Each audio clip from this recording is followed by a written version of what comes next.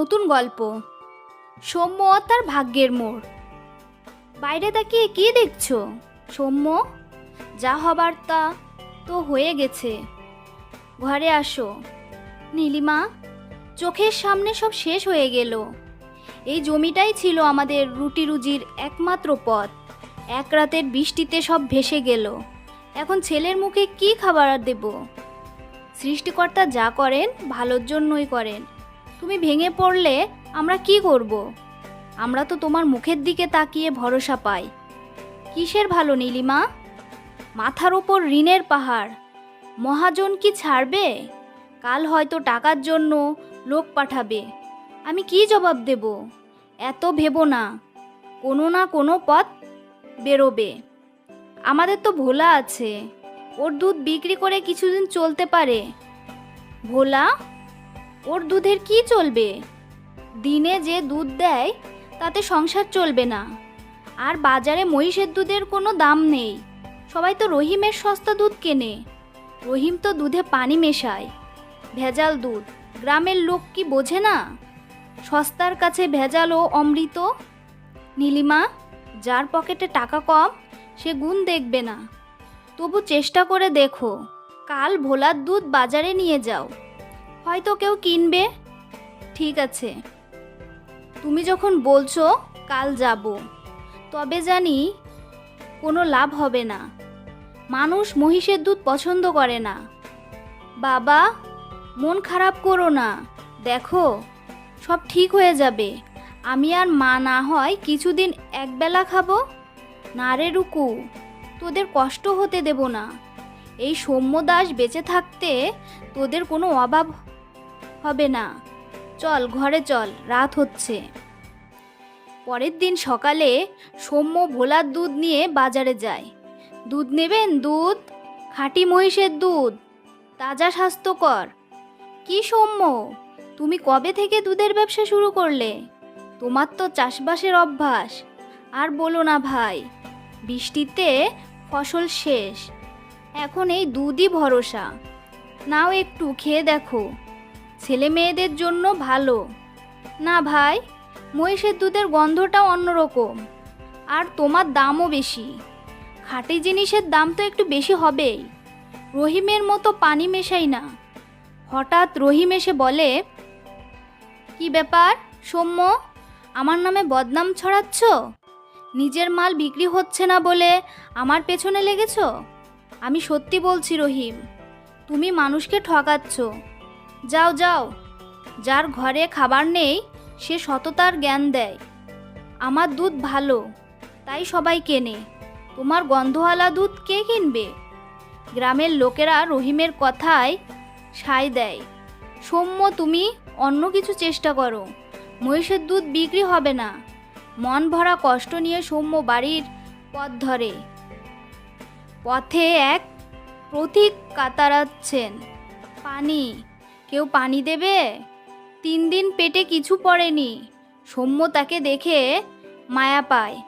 আমার কাছে পানি নেই, তবে এই মহিষের দুধটা খান, আপনার ক্ষুধা মিটলে আমার শান্তি। তুমি সবটুকু দুধ আমাকে দিচ্ছ? তোমার লাগবে না, আপনার এখন বেশি দরকার, খান। পথিক দুধ পান করে বললেন, তুমি বড় মনের মানুষ, তোমার এই দয়ার প্রতিদান পাবে। এই মহিষী তোমার ভাগ্য ফিরিয়ে দেবে। এর দুধের ধারা কখনো শেষ হবে না। সৌম্য হেসে বলে, কপালে যা আছে তাই হবে, আপনি সুস্থ থাকুন। বাড়ি ফিরে সৌম্য মনমরা। কি হলো, দুধ বিক্রি হয়নি? নীলিমা জিজ্ঞেস করে। না, এক ক্ষুধার্ত লোককে দিয়ে দিলাম, বেচারা কষ্টে ছিল। ভালো করেছো, মানুষের সেবাই আসল ধর্ম। চলো ভোলার দুধ দোয়াই। গোয়ালে গিয়ে সৌম্য অবাক, ভোলার দুধ বালতি উপচে পড়ছে। নীলিমা, রুকু, দেখেছো 3 বালতি দুধ, এ কি অলৌকিক ব্যাপার। পথিকের কথা মনে আছে, তিনি বলেছিলেন এই মহিষী আমাদের দুঃখ দূর করবে। কিন্তু এত দুধ কি করব? গ্রামের লোক তো মহিষের দুধ কিনবে না। রুকু বলে, বাবা, আমার একটা বুদ্ধি আছে। এই দুধ দিয়ে দই বানাই। মহিষের দুধের দই ঘন আর সুস্বাদু হয়। আমি নানুর বাড়িতে খেয়েছি। দই বানানো তো জানি না। সৌম্য বলে, আমি মায়ের কাছ থেকে শিখেছি। আমরা পারবো। রুকু উৎসাহ দেয়, ঠিক আছে, কাল থেকেই দই বানিয়ে বাজারে নেব। সৌম্য দই নিয়ে বাজারে যায়। দই নেবেন? দই, খাঁটি মহিষের দুধের শাহী দই। একবার খেলে বারবার খেতে চাইবেন।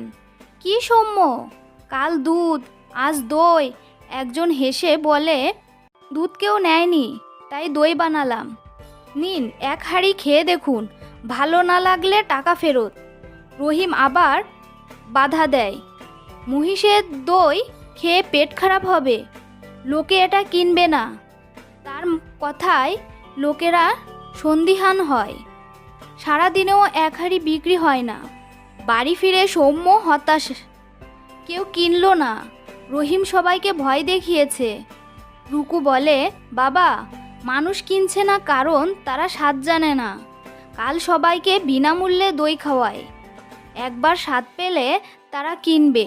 নীলিমা সমর্থন করে, রুকু ঠিক বলেছে, বিশ্বাস অর্জন করতে ছাড়তে হয়।